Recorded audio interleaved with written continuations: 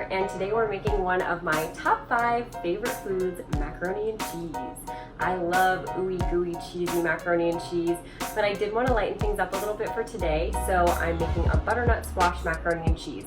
So it also incorporates a lot of fall flavors.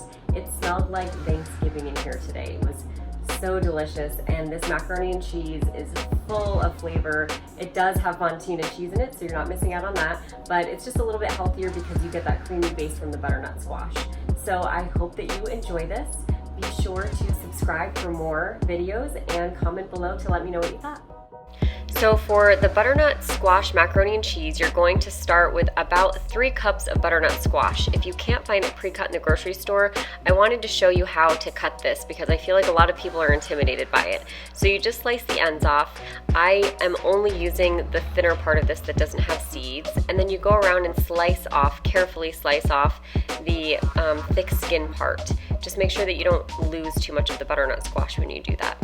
Then you're just going to cut it into cubes. So I start by slicing it into thirds and then cutting it into thinner sticks.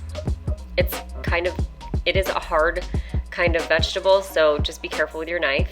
And then cut it into smaller 1-inch cubes. You want everything to be nice and uniform so that it cooks evenly in the oven. Then you're going to add all of the butternut squash to your sheet pan, and we're going to add some delicious flavor to this. So we'll start by adding some olive oil, a good helping of extra virgin olive oil so that this crisps up, and of course some salt and some pepper. And then we're going to add some fresh rosemary. So I have fresh rosemary from my garden, and I'm going to go ahead and add 3 sprigs of this. I'm not going to chop it, I'm just going to pull it off the stem because again we're going to be blending all of this up.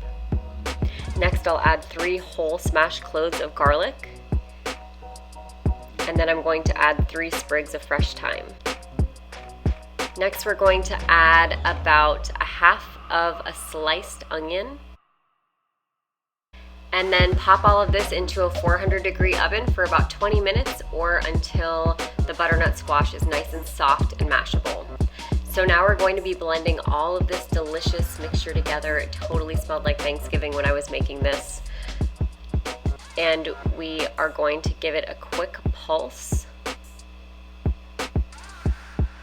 And then just to thin it out a bit, I'm adding 1/4 cup of vegetable stock. We want this to be thick and creamy, definitely not a soup, but just the same way, the same consistency that a cheese sauce would be. So you can see this is what it should look like. And now we're going to season our boiling water for the pasta, and I'm adding ½ pound of orecchiette pasta, but you can use any pasta that you like. And then once that has cooked to al dente for about 8 minutes, I'm actually going to take a cup of the pasta water. So this is going to thin out my sauce after. Drain your pasta and put it back into the pot, and then put all of that delicious butternut squash mixture into your pot and add the reserved pasta water to it to thin it out. So now it's like the perfect consistency. This is so creamy and delicious and flavorful. But now we are making macaroni and cheese. So we are going to add some fontina cheese. We're not adding a lot of cheese, just a little bit for flavor, but I'm adding about a ½ cup of fontina cheese. It's salty, it's rich, it's so creamy, and it makes this extra ooey gooey. And I love how the orecchiette is like little mini cups, and it holds on to that cheese mixture so well. Now we're going to make a breadcrumb mixture for the top of our macaroni and cheese. So I've added ½ cup of panko breadcrumbs, and now I'm going to finely chop up some fresh rosemary and thyme. I'm adding 2 sprigs of rosemary and 2 sprigs of thyme to this. And you're just going to chop it up really, really nice and fine, since this will be part of the breadcrumb mixture and you don't want big bites of it.